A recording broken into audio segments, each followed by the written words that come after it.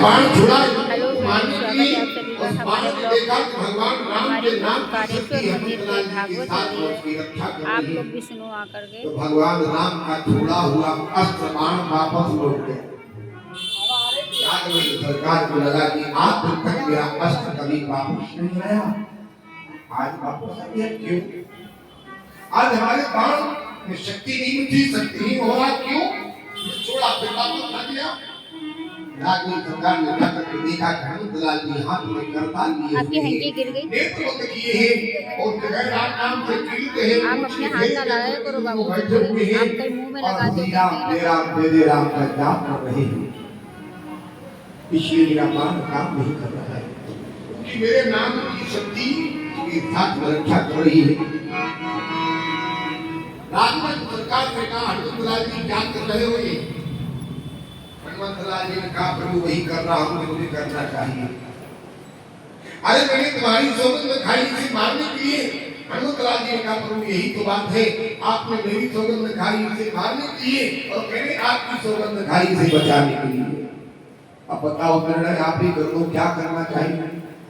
राघवेंद्र सरकार ने कहा हनुमत लाल जी आप ये तो कहीं का आदेश है, मेरा उनके भी दर्शन होते थे। हनुमत लाल जी का प्रभु वैसे आप मेरे स्वामी हैं, मैं आपका सेवक हूँ, लेकिन आज स्वामी और सेवक कोई समझौता नहीं होगा। आपके लिए आपके गुरु का आदेश है और मेरे लिए मेरी माँ का आदेश है। अगर मैं रक्षा नहीं करता हूँ तो मेरी माँ का वचन मिथ्या हो जाएगा। ये ही वचन तुमसे कम नहीं है। आपकी गुरु का स्थान है, मेरे लिए माँ का स्थान है।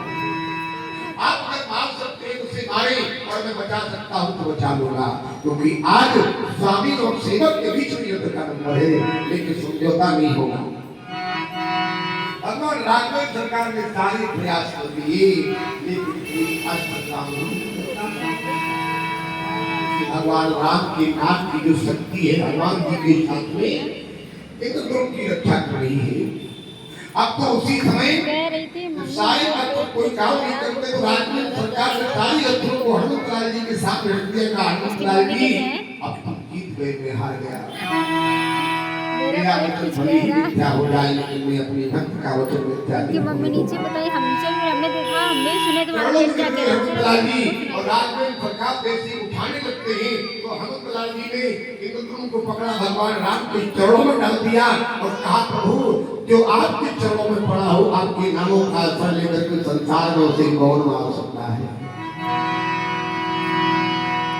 इसलिए संत का हनुमत लाल जी का नियम है, धर्म होता संत का कि संत झुकाता अपने चरणों में है, लेकिन लगाता भगवान के चरणों में। इसलिए जीवन में सुखदेव जी महाराज कहते हैं अधिक कुछ नहीं कर सकते हो, अधिक यज्ञ नहीं हो सकते हैं, दान नहीं हो सकता है, तो भगवान की कथा भगवान के नामों का आश्रय ले लो तो नरक में जाने से रोक लग जाएगा। नारद जी आ गए, नारद जी ने आकर के विश्वामित्र जी से कहा कि अब तो पता लग गया होगा कि नाम पढ़े हैं या नाम पढ़ा है। विश्वामित्र जी ने कहा कि बात सिद्ध हो गई, भगवान से बढ़कर भी उनका नाम है। कहा लख नाम बढ़ाई, राम न सकहि नाम गुण गाई।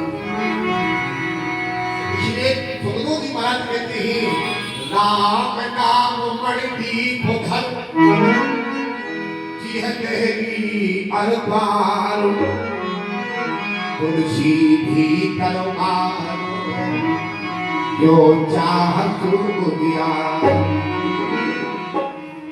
गोस्वामी जी कहते हैं कि अधिक यज्ञ नहीं कर सकते। अगर आप 5 से हमने सुबह लगाया चार्जिंग पे, अधिक साधना चलाएंगे ले जाएंगे, बैटरी बोल गई है तो राम नाम का दीपक जला दो, विद्या रूपी द्वार पर। तभी वो बेकार हो गया। आपके घर में अंधेरा हो पास तो थे तो एक दे दीपक गई। कहाँ जलाएंगे? भीतर बाहर दोनों जगह प्रकाश हो जाए तो देहरी पर तो कमरे में भी उड़ेगा और बाहर भी प्रकाश। तो जी है देहरी पर दिव्या रूपी देहरी के द्वार पर राम नाम का दीपक जला दो, प्रकाश हो जाएगा। किसी ने गोस्वामी जी से पूछ लिया कि दीपक में तेल की आवश्यकता पड़ती है, दीपक में बाती की आवश्यकता पड़ती है, और कभी कभी बाती तेल खत्म हो जाता दीपक उड़ जाता है। और कभी कभी तेल बाती भी होती है, तेल हवा का झोंका लगा के बोल गया क्या भगवान के नाम का दीपक भी है? गीता पे गोस्वामी कहते नहीं, ये दीपक मुझे निकाला नहीं, इन्हीं एक बार अगर जीवन में जल गया तो फिर बुझता नहीं है। क्यों? बोले राम नाम मणि दीप धर, ये मणिमय दीपक है और मणिमय स्वयं सिद्ध प्रकाश होता है।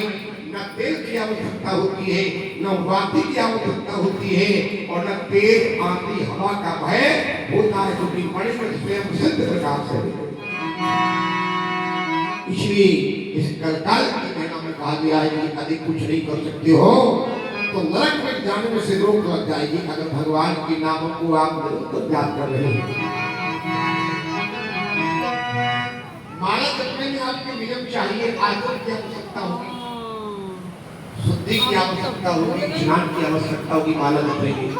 लेकिन नाम जपने में, नाम संकीर्तन करने में, चाहे स्नान करे हो, चाहे न किए हो, बिस्तर पर हो, शुद्ध हो अशुद्ध हो, प्रत्येक अवस्था में आप भगवान का नाम ले सकते हैं।